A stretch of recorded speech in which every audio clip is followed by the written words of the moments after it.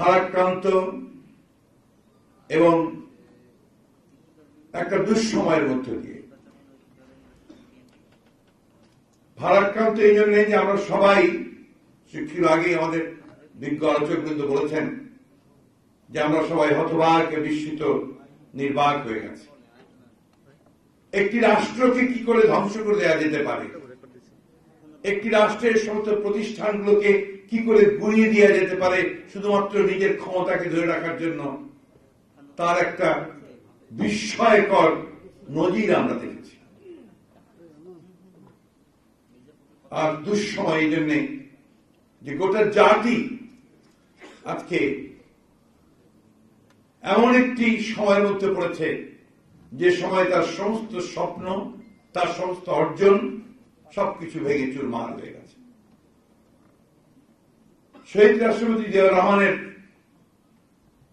আবির্ভাব কিন্তু এই দুঃসময়ের মধ্যে দিয়ে। শহীদ প্রেসিডেন্ট জিয়াউর রহমান আমাদের কারো কাছে পরিচিত ছিলেন না।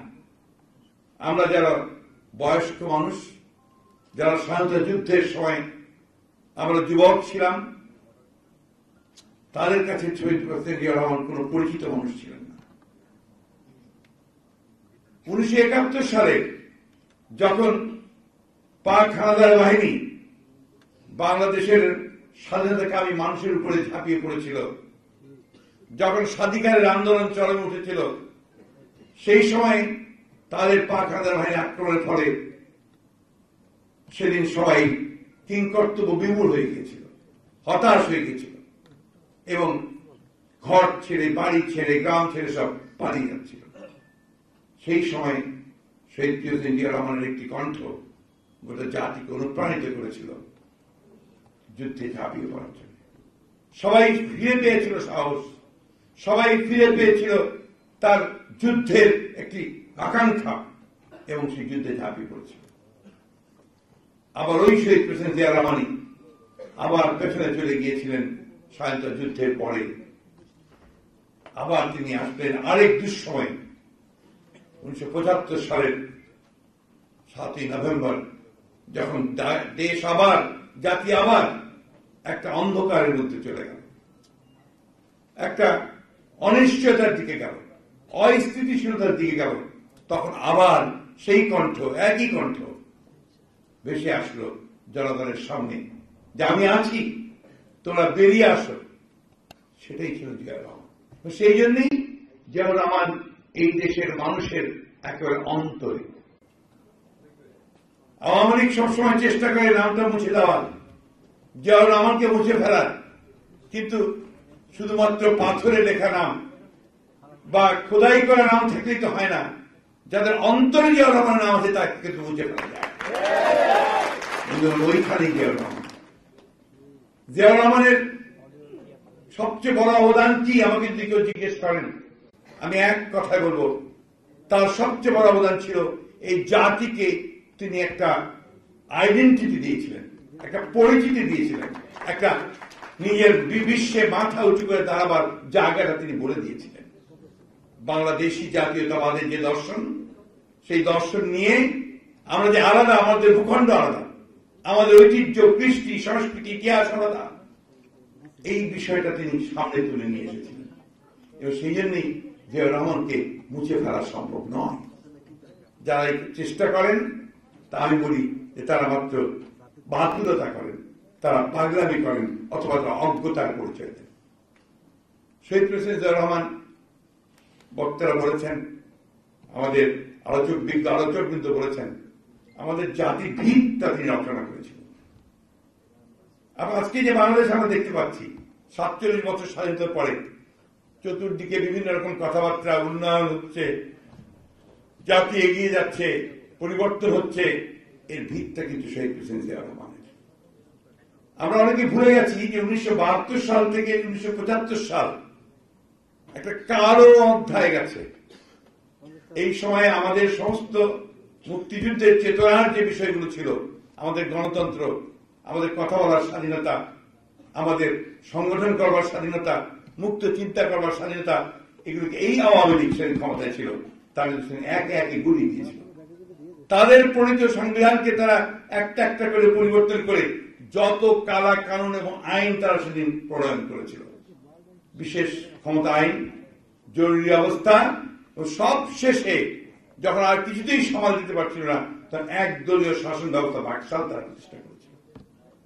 আমরা তো ভুলে যাইনি এই আওয়ামী লীগের ওই সময়কার দুঃশাসনের কারণে দেশে একটা ভয়াবহ দুর্ভিক্ষ হয়েছিল এবং সেই দুর্ভিক্ষে লক্ষ মানুষ প্রাণ দিয়েছিল। আমরা ভুলে যাইনি সেদিন বাসন্তী তার লজ্জা নিবারণ করবার জন্য এক টুকরো কাপড় পায়নি, মাছ ধরার জাল দিয়ে সে তার লজ্জা নিবারণ করেছিল। আমরা ভুলে যাইনি রাস্তার ধারে না খেতে পেয়ে মানুষগুলোর লাশ পড়েছিল। এটা আমরা ভুলতে পারি না। আমরা আজকে দেখছি যখন একজন আমাদের ভাই হারিয়ে যায়, নিখোঁজ হয়ে যায়, গুম হয়ে যায়, তখন আমরা দেখেছি রক্ষী বাহিনীর হাতে কিভাবে মানুষ নিগৃহীত হয়েছে, কিভাবে তুলে নিয়ে গেছে, কিভাবে আমাদের মায়েরা বোনেরা নির্যাতিত হয়েছেন।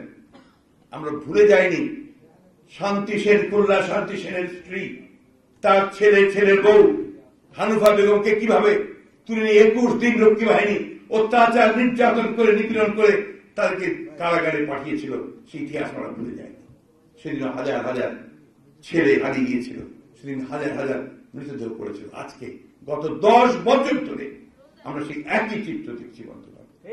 কারণ আওয়ামী লীগ হচ্ছে সেই দল